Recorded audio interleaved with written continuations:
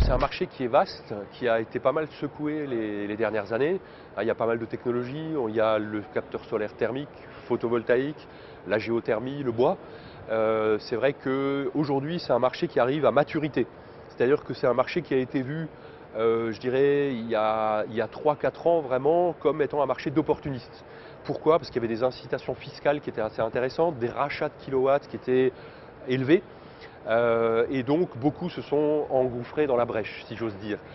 Maintenant, ça s'est pas mal calmé parce que les incitations fiscales sont réduites et donc ça permet, si vous voulez, d'avoir un marché qui est plus sain.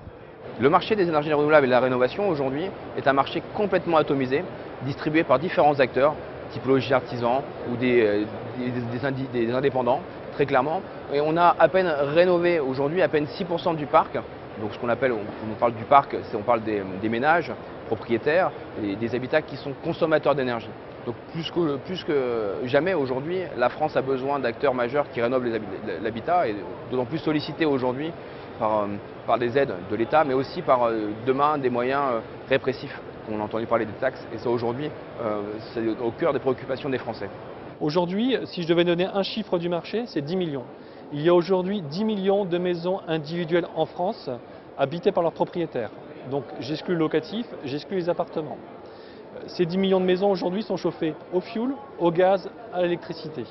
Ça veut dire qu'à court ou moyen terme, tout le monde a un problème de consommation par rapport à son chauffage.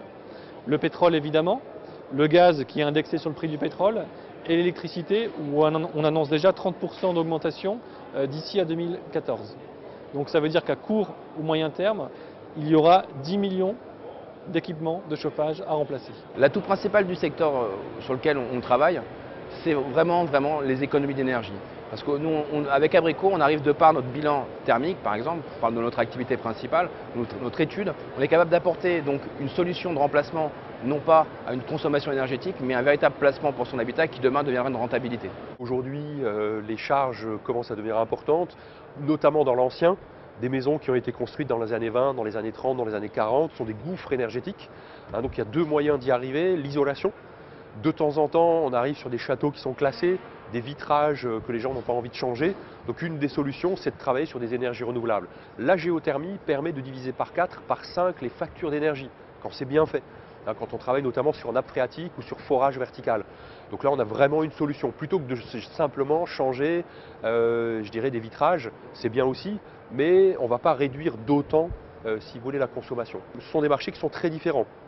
Le bois est un marché qui est plutôt dédié à la rénovation de maisons anciennes, où on a besoin d'eau de température à 60-80 degrés. La géothermie, on est beaucoup dans le marché du neuf et de la grande rénovation. Puisqu'aujourd'hui, on n'a pas les soucis de stocker du combustible. Donc ça, c'est le côté intéressant. Et le solaire thermique est utilisé pour faire de l'eau chaude. Pour chauffer des maisons, c'est un petit peu plus compliqué. Et ensuite, on a le photovoltaïque qui permet, si je dirais, d'avoir des consommations électriques ou de revendre le courant. Nous, on est plus persuadés que ce sont des produits qui vont plutôt arriver vers 2015-2020. Puisqu'aujourd'hui, on a la réglementation thermique 2012 qui demande de faire des économies des énergies renouvelables. En 2020, les maisons devront être positives. C'est-à-dire qu'elles devront globalement, sur l'ensemble de l'année, il ne faudra plus qu'elles consomment de l'énergie, mais qu'elles donnent de l'énergie au réseau. Donc avec un système efficace comme la géothermie, couplé à un panneau photovoltaïque sur le toit, on pourra avoir au global, sur l'ensemble de l'année, un système, si vous voulez, qui sera une maison qui sera positive.